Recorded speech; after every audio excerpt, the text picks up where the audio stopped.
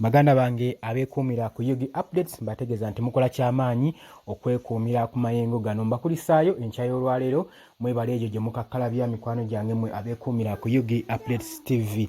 Mbategeeza nti nno mmwe abali eyo abeekuumira ku mayengo gano aga Yugi Updates mukolera ddala kyamaanyi nnyo okubanga mubeeza omukutu guno mmwe abasubscribinga ne mukuza channel eno nesobola okuba nga etutuusaako ekigambo ky'enkyukakyuka, enkulaakulana ne development okutwaliza wamu n'enkyukakyuka mu ggwanga lyaffe Uganda ne tuba nga tusobola okuba nga tukyusa ebyaffe naffe ne twerwanako ffekka.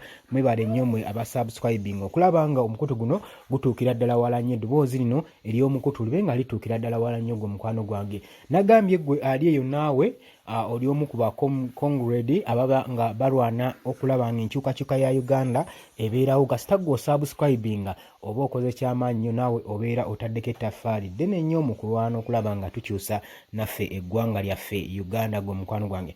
Baganda bange bali Saudi Arabia, Oman, Qatar, USA mbaaniriza mbategeeza nti nammwe mukola kyamaanyi nnyo okuba nga musheyalinga ne mukomentinga ne mubeerako nga mulaba nga muwuliriza mmwe mikwano gyange abali eyo abeekuumira ku Yugi Updates TV. Mbategeeza nti nno tubaagala nnyo naffe bwe tutyo, tewali ngeri ki tusobola basiimamu okuggyako okozesa eddoboozi ery'ewamu ne tusobola okuba nga tubasiima mmwe baganda baffe bannaffe abali eyo abalwanira eyo abasalawo ogenda okupakasa ne mujja ne muba nga musobola okukulaakulanya eggwanga lyammwe wadde nga eggwanga lyammwe mwalivaamu olw'emisolo egyekanamye naye ne mugala ne musigala nga mulemeddeko ne mugala mujja kyusa eggwanga lyammwe. Tubaagala nnyo, mwebale nnyo mmwe mikwano gyange. Leero nzize mukwano gwange nga nyina ensonga ze njagala tuwayeemu nze naawe tukubaganyeeko ebirowoozo. Njagala nnyo obubaka buno bugende eri abakulembeze baffe ab'eggwanga. Walabye emabegako ekibadde kituuseewo ekyabaddewo mu ggwanga erya Kenya. Walabye ekyabaddewo mu ggwanga erya Kenya. Abantu bebeekalakaasiza olwa financial bills ze badde babataddeko ne batuuka okuba nga ebintu byonoonebwa, abantu nga battibwa. Twalabye ebitongole bya security nga bikuba abantu nga bifayalinga amasasi mu bantu direct, ekyawaliriza n'ekitongole kya Human Rights Commission ekya Kenya okugamba nti no okuvaayo mu ddoboozi ery'omwankala ekigamba gavumenti ya Ruto nti byonna ebadde bigenda mu maaso tubadde tubiraba era kino kikome mu bunnambiro, wabeerewo okutabagana otuule n'abantu owulirize ki kye bagamba. Nze ekirowoozo kyange kyandibadde nti abakulembeze baffe be tulonda, lwaki mubeerawo ne mulinda embeera okusajjuka okulaba nga muvaayo ne idea eyamba eggwanga, so nga ekintu kiba kitono nnyo eggwanga kye liba lyetaaga. Munnansi kyabayayaanira ku birungi ebirungi byonna ettomooni byonna gwe omukulembeze by'oba ofunye mu ggwanga lino. Munnayuganda munnansi abaayi akwetaagako akantu katono nnyo. So nze nandikubiriza abakulembeze baffe obutaba na mululu gw'amaanyi, obuteyagaliza bokka, obuteefaako mwekka. Mulowooze ne ku muntu wa wansi, mulowooze ne ku muntu omulala, kubanga eno eggwanga nze ndowooza it's like kiringa kwegamba kyamaguzi. Ene eringa cooperation. We have to cooperate together. Tulina okukwatira wamu okulaba nga buli muntu asobola okuba nga aliganyirwamu, buli muntu aganyirwamu. Kwegamba gw'onooba oganyuddwamu wekka mu ggwanga tekirina kye kijja kugasa, kubanga era ojja tuuka ofe byonna byonna obireke wano. Naye kati kikosa ki okufa nga ne banno beeyagaliddeko mu ggwanga nga teweeyagalidde bwokko bw'omu nga ggwe? Kubanga nyina ekintu kye nze ndaba, ebintu ebisinga ebigwawo mu mawanga gaffe gano naddala aga Africa bigenda oggwawo nga abakulembeze baffe babiraba nga kasonga katono akasobola okuba nga kasolovinga ekintu. Gwe muganda wange, kikyo kye nabagambye nti nno mulekeraho okutunuulira obunene bw'ekintu ne mukigejja ne mwerabira solution, kuba buli w'olemererwa okulookinga for solution n'olema okutunuulira solution nodda mu kutunuulira obunene bw'ekizibu kigenda kugejjako kisukulume ne wekyandikomye. Kati bye bino ebituuka ku bakulembeze baffe, ebintu bibatunuulira ekizibu ekiguddewo ne bakigezza nnyo ne kigejja ne kizimbulukuka. Kati ate ng'ensonga gye bandibadde bakola nnyangu nnyo okutaakiriza embeera ebeegenda mu maaso mu ggwanga.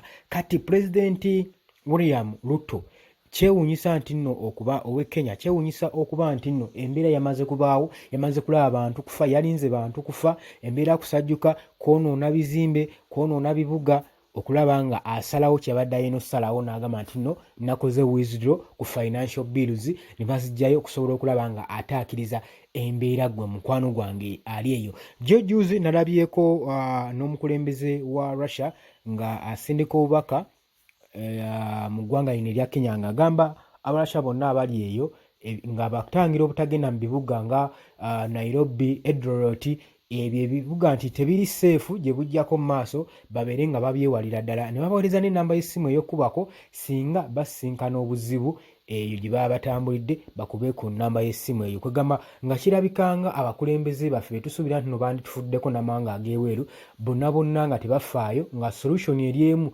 ng'olaba kugezza nsonga naye nga solution yandibadde kantu katono nnyo okutuula ne batabagana n'abantu ne batalinda bantu kubanga battiŋŋana gwe mukwano gwange ali eyo ampuliriza. Kati nno ye yawuliriza embeera yamususeeko n'awuliriza n'asobola okuba nga withdrawing charges luto kitalinga ku bakulembeze baffe. Mwala wali abasuubuzi nga beekalakaasira ku financial bills ezaaliwo, basajja battu ne bamala ennaku weeks eziwerako nga bagadde nga bali mu kwekalakaasa naye tewali kyakolebwa.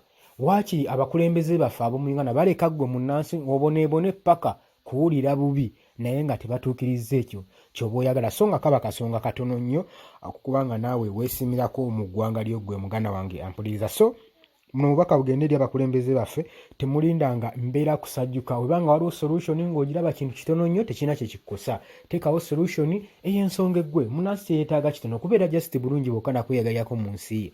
Buli kimu bakikulekedde, gwe afuga buli kimu, weefuze buli kimu, ogavaninze buli kimu, olina authority mu buli kimu, naye kaba kantu katono nnyo munnansi kaba akwetaagako naawe okusobola okubanga kwegamba bakubalabamu nti naawe olina kyo fulfillinze ku ggwanga lye oyo munnansi omuntu owa wansi kyaba akwetaagako gwe muganda wange ali eyo. Neddoboozi njagala ligenda eri abakulembeze baffe gwe mukwano gwange ampuliriza. Ono tulaba nga abakulembeze baffe wabaawo nsonga yonna munnansi gy'avaayo ne yeekalakaasaako olw'okunyigirizibwa bavaayo na mmundu tiyagaasi biki naye nga akantu kaba katono nnyo. Ku birungi enfogoolo by'oba ofunye mu ggwanga aka akantu kaba katono nnyo okulekera munnansi eddembe lyettono naye asobole okweyagalirako. So muleme kubeera nga munyunyunta ggwanga lyaffe. Egyo emisolo gye mubateekako waliwo ebintu ebimu ebitanditeddwako na musolo muno mu ggwanga okugeza amazzi, amasannyalaze, waliwo n'ebyandibadde ebikendezebwako charges, kampuni z'amasimu ng'ebyo ebintu ebyo byonna byonna ebitaleeta magoba mu bulamu bw'omuntu ng'ate bisangibwa mu nsi ye. Kati amazzi waaki wandibadde bbiru y'amazzi ogiteeka waggulu nnyo ng'ate amazzi gasangibwa mu ggwanga, amasannyalaze tugajja mu ggwanga lyaffe, ebintu omuntu byandibadde nga yeeyagalirako bye bintu bye twandibadde tetuteekako nnyo charges. Gwe muganda wange aliye munnansi naye ne yeeyagalirako mu ggwanga lye ne yeeyagalirako mu nsi ye gwe mukwano gwange ampuliriza ali eyo. Muganda wange nkutegeeza tuwerabira kusubscribinga, genda maaso n'okusubscribinga osobole okuba nga tukuza channel eno eddoboozi lino lituukire ddala wala nnyo okuggyako nti munzikiriza empisewo ne kano akalango kabaganda baffe abatuteekamu ka data baganda baffe abapiwa organic bakutegeeza nti nno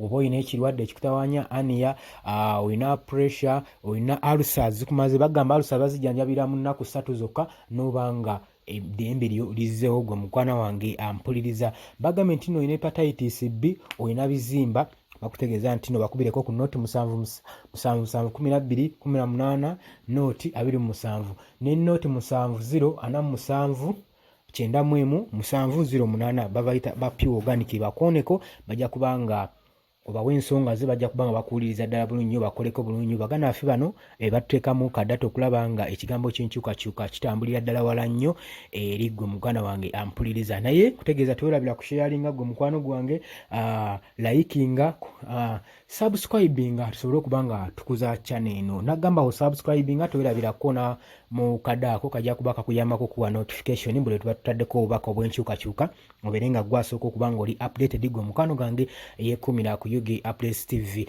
Muganda wange obubaka obwo njagala busaasaane butuuke ku buli mukulembeze mu busharinge kantu mukasharinge katambule abakulembeze baffe nabo baddeko ffe akantu ke tuba twetaaga katono nnyo mu ggwanga lyaffe. Tuba twetaaga obuntu butono nnyo just naffe kuwulirako nga tulinga abali live mu nsi yaffe. Teri gwe kisinga kubeera awo ng'owuliranga n'okulayo ekintu mu ggwanga lyo ne kikumakinga okuba nga owulira nti you are live in your country.